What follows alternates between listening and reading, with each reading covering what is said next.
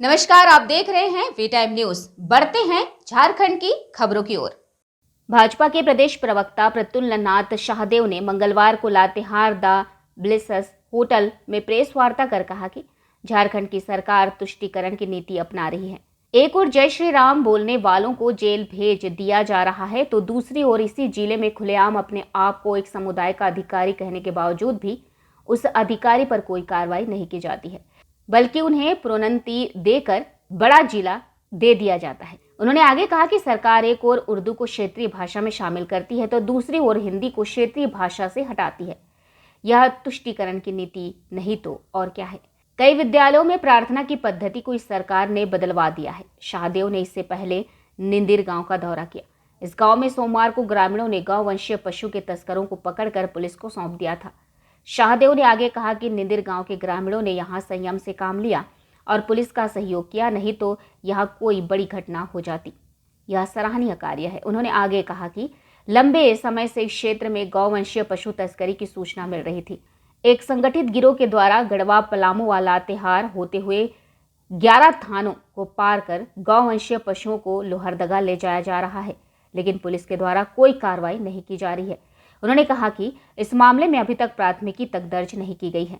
Police मामले की लिपापोती करने में लगी है। शाहदेव ने कहा कि इस पशु तस्करी के मामले में नामजद प्राथमिकी दर्ज नहीं हुई तो भाजपा सड़कों पर उतरेगी। शाहदेव ने अंकिता मामले का जिक्र करते हुए कहा कि एक समुदाय के पुलिस अधिकारी के द्वारा इस मामले के आरोपियों को बचाने का काम किया जा रहा है। करने से पहले हमारा मानना है कि एक जिम्मेवार विपक्ष की ये कोशिश होनी चाहिए कि अच्छे चीज़ जब होते हैं तो उसकी सराहना भी करनी चाहिए।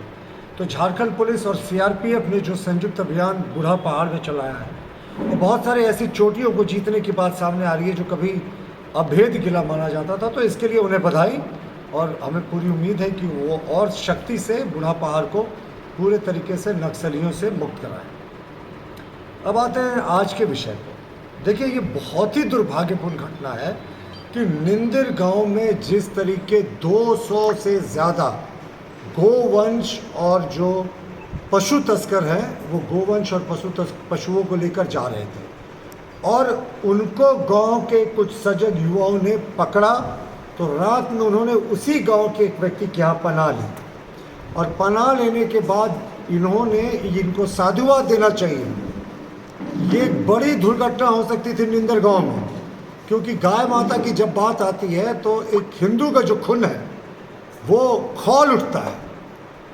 तो इसके बावजूद इन लोगों ने संयम रखा, प्रशासन को सहयोग किया, कोई दुर्व्यवहार नहीं किया, उस घर को घेर कर रखा और उसके बाद पुलिस के आने के बाद उनको गिरफ्तार करवा के उनको सुपुर्द किया। लेकिन इसमें 2-3 प्रश्न उठते हैं। एक तो लंबे समय से सूचना आ रही है कि देखिए, ये सरकार तुष्टीकरण करने वाली सरकार है, यह किसी से छिपी नहीं है। हिंदू फल दुकान लिखने पर मुकदमा करके जेल भेज दिया जाता है। इसी ज़िले के एक जिला अधिकारी सीना ठोक कर कहते हैं मैं मुस्लिम अफसर हूं, और एक विधायक को नसीहत देते हैं कि तुम भी मुस्लिम वोट से जीते हो तो थोड़ा आराम से बात करो। इसी सरकार में उर्दू को क्षेत्रीय जनजातीय भाषा में शामिल किया जाता है और हिंदी को क्षेत्रीय भाषा की सूची से हटा दिया जाता है। कॉम्पिटिटिव एग्जाम्स की मैं बात कर रहा हूँ। यह इसी सरकार में है कि आप जो प्रार्थना करने की पद्धति थी, उसमें हाथ जोड़कर प्रार्थना करने की पद्धति अनेक स्कूलों में, गढ़वा में और पलामू में और लातेहार के भी कुछ स्कूलों में ऐसी बात है, ये बंद करा दिया गया। कुछ सामान्य विद्यालयों के आगे जबरन वहाँ किसी एक वर्ग की मेजॉरिटी थी तो इन्होंने उर्दू स्कूल जोड़ दिया। तो ये जो तुष्टीकरण का पूरा मैसेज है तो ये तो जाएगा ही। और बहन अंकिता के केस में क्या हुआ, उसको बचाने के लिए नूर मुस्तफ़ा जो डीएसपी थे, नूर मुस्तफ़ा अंसारी, उन्होंने बेटी जो नाबालिग थी उसको बालिग बता दिया और उनका जो हत्यारा था जो शाहरुख, वो बालिग था, उसको नाबालिग बताया। तो ये पूरे सरकार तुष्टीकरण और वोट बैंक की नीति में इन्होंने झारखंड को नष्ट कर दिया है।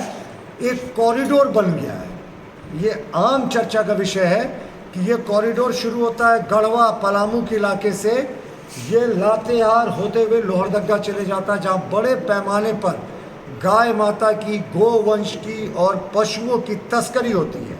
हमें तो लगता है कि कहीं ना कहीं इस खेल में सबका हिस्सा बटा हुआ है, लेकिन गाय माता के साथ अगर कुछ इस तरह की बात होती है, ये तस्करी नहीं रुकती है पशुओं की तस्करी नहीं रुकती है और आप सिर्फ जो है उसके चराने वाले लोग को, जो रेकी कर रहे थे, जो हाँक रहे थे, हाँकने वाले लोगों को गिरफ्तार करके अगर आप सोचते हैं कि आपकी काम हो गई, तो ये आपकी ड्यूटी नहीं है।